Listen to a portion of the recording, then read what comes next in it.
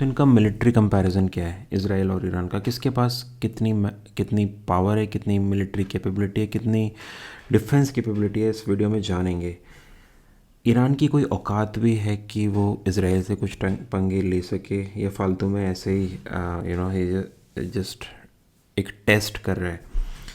सो पहले ईरान को देख लेते हैं। ईरान के पास जो मेन उनकी मिलिट्री फोर्स है, जो उनके मैन ऑन द ग्राउंड है, और एक इस्लामिक रिवोल्यूशनरी गार्ड फोर्स है जो उनकी मिलिट्री से भी ज़्यादा उसको अहमियत दी जाती है।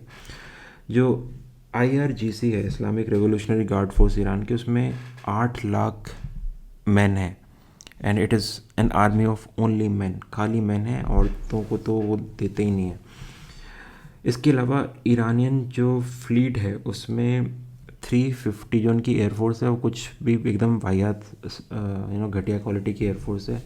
उनके पास कोई भी प्लेन्स हैं नहीं नए वाले, ओल्ड उनके पास अमेरिका से पहले के लिए वो प्लेन्स हैं, वर्ल्ड वॉर 2 के टाइम के एंटीक्वेटेड प्लेन्स।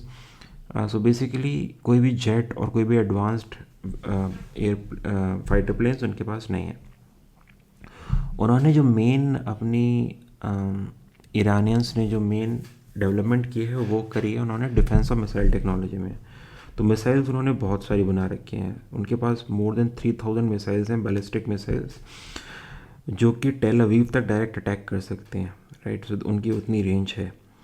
सो 3000 से ज़्यादा मिसाइल्स हैं। और ड्रोन्स, उनके पास जो ड्रोन्स उन्होंने डिज़ाइन करे हैं, ड्रोन्स भी काफ़ी सॉलिड उनके पास हैं। स्पेशली उनका शहीद ड्रोन जो है, जो बेसिकली एक काइंड ऑफ सेक्रीफाइस खुद हो जाता है। ड्रोन को एज अ मिसाइल यूज़ किया जाता है। ये उनके पास काफ़ी सारे हैं। और ये ड्रोन्स इनफैक्ट उन्होंने रशिया को भी दिए थे टू फाइट यूक्रेन, और they were very successful. So they are mainly having missiles more than 3000 and these शहीद drones and a lot of other drones। यही उनकी मेन जो है कैपेबिलिटी है। इसके अलावा सो मैन, मिसाइल्स और ड्रोन्स, ये उनकी 3 कैपेबिलिटी हैं। इसके अलावा जो वो स्ट्रेटेजिकली वॉर में यूज़ करते थे वो अपना प्रॉक्सी नेटवर्क था।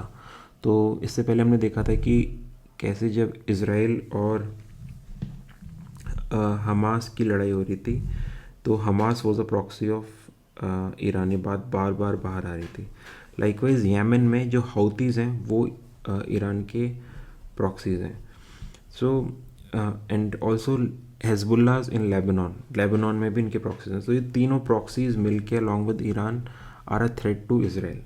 सो इनका ये पूरा का पूरा सिनेरियो है। They have mainly drones, missiles and their proxies. अब इज़राइल की बात करते हैं।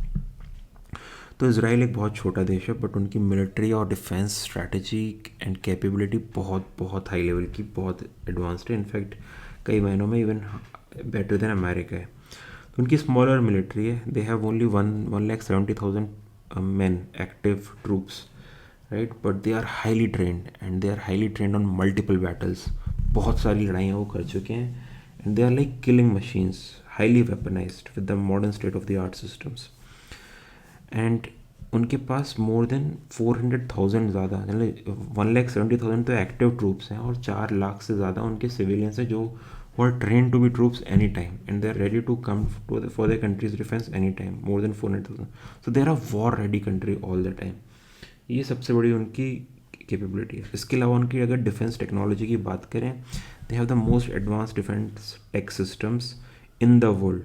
वो अपनी मिसाइल्स और अपने ड्रोन्स और अपने वेपन सिस्टम्स खुद ही मैन्युफैक्चर करते हैं। बट अमेरिका से भी कुछ आता है, बट मेनली उनको ज़रूरत नहीं है। वो only state of the art जो अमेरिका में टेक्नोलॉजी डेवलप हो रही है उनके पास आती है, बट उनको ज़रूरत नहीं, वो खुद ही अपना सब कुछ मैन्युफैक्चर करते हैं।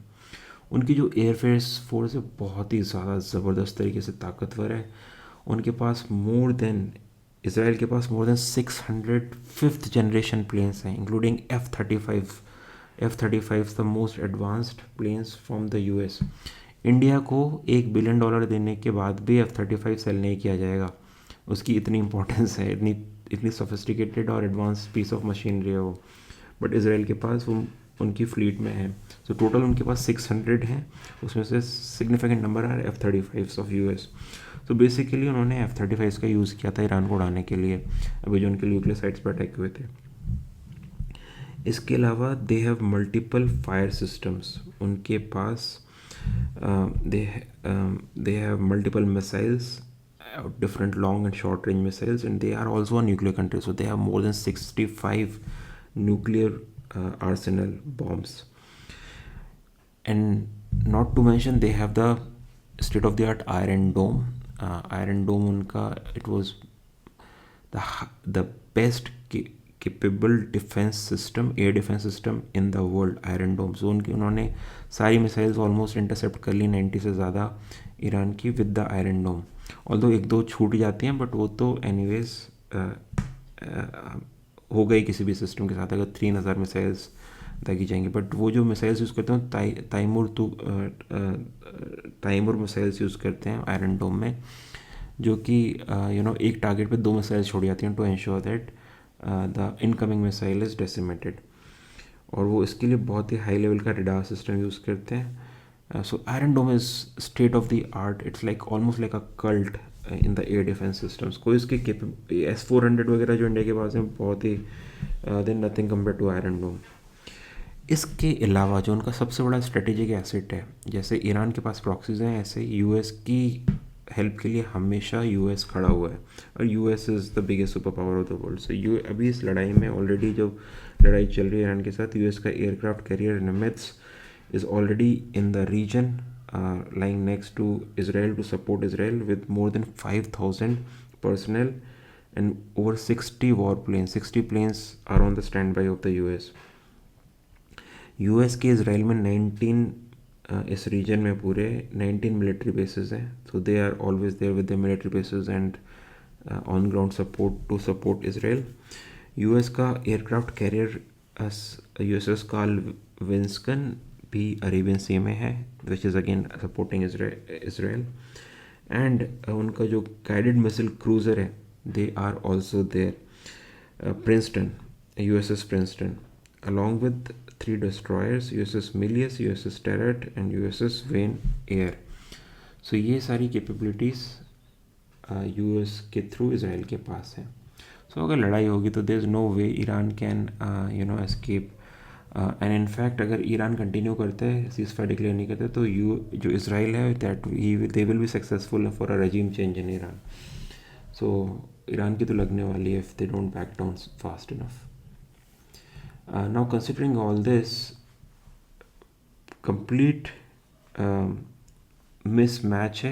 Although Iran will do some damage, but it's nearly impossible for Iran to defeat Israel in this war, and especially with the support of United States of America, they cannot. So it's best for them to back down from this war.